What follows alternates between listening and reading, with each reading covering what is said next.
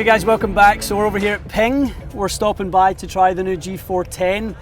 Yesterday was official launch, so you guys will have seen a few videos and that type of thing already starting to surface, but this is our first opportunity to hit it, Matty. What do you think?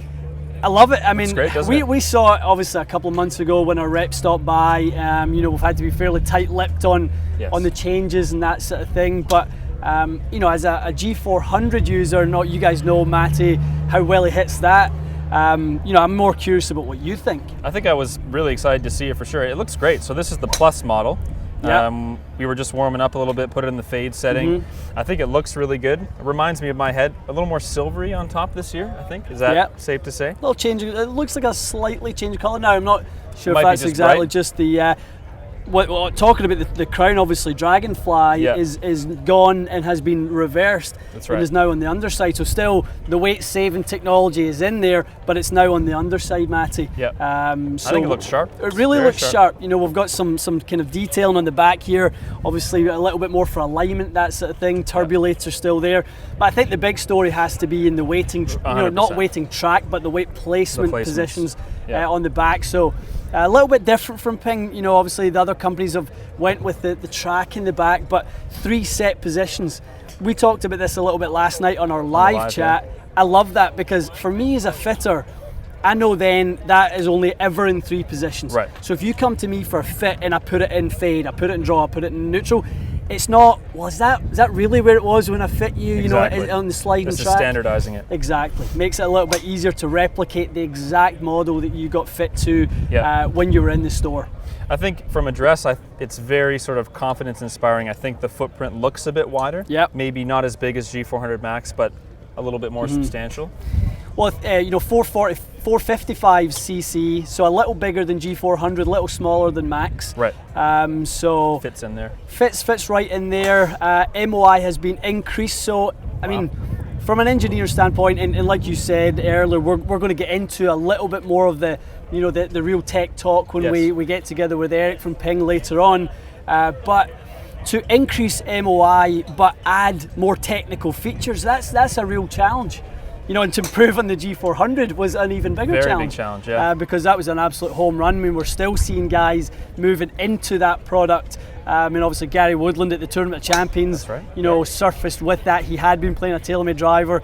Now he's a free agent, can play whatever he wants into G400 and just absolutely drove it insanely well in Hawaii. So why don't we hit one and see what's what? So.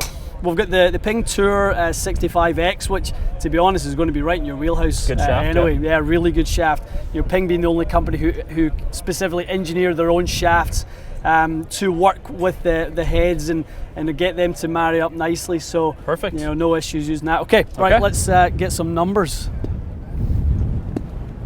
And we will say we are capturing the numbers here, but we're using a range ball here. Yeah, so we may see a little bit less ball speed than we saw in Mizuno because of the ball. And to be fair, at Callaway we had the Chrome Soft in there as well, so we may see speeds fluctuate a little more. Okay.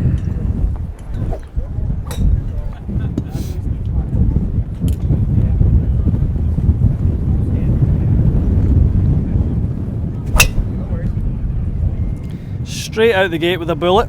That felt good. That's you can't believe how much down the middle line that is. Was it? How were those numbers? 171 ball speed, 9 launch, 2400. Wow. So, you know, talking about that, you know, we done our video the other day, Matty, didn't we, on hitting into the wind and you know how to optimize your flight, not tee it down so much that you hit it low and tilt the head down and gear it up a little bit. You know, that's a perfect example where you're launching that flat enough, but you're not spiking the spin rate because of the strike. And watching the flight, it really got through that nicely. Yeah, I mean, you're flowing that 291 there, which is excellent. Okay, try to launch one a little bit higher. Okay.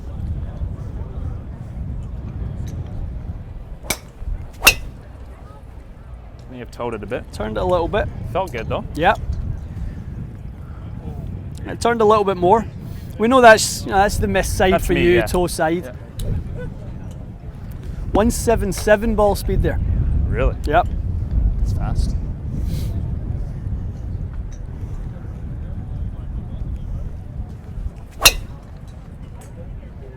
I don't know where that would have gone on the launch monitor. It went left in the wind.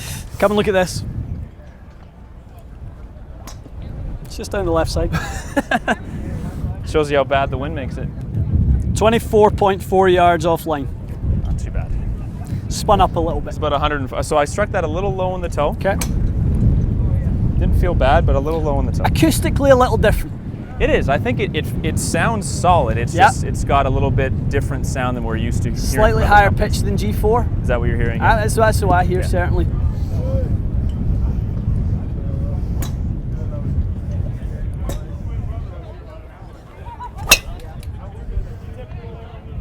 Yeah, a little lower that one, Matty. Yeah, a little bit in the heel. All right, let's see if we can get one up in there, a little higher. Launch was Let's see what we can get. The launch is a little low in that one. Is that straight at least or no? It was 48 yards right. So that's a no? Give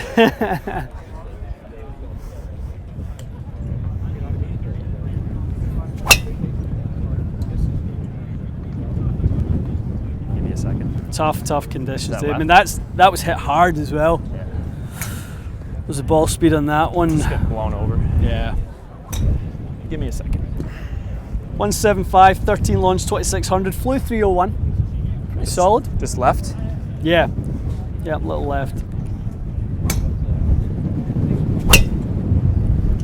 Tell you what, you've done well to move in golf ball there. It was actually on the tee. Was it coming down? Yeah, doing that. That was straight though, that one? That's good. That was good. Really good.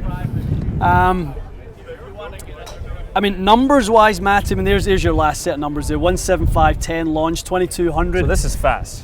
It's no doubt this very is fast. quick. I think the speed with the 3 adjustable extra sort of sleeve positions, so we can move it a little bit flatter now as well. We see that, you know, when we're working with the quad and we've got our dots in there, guys, the dynamic lie angle for a lot of players.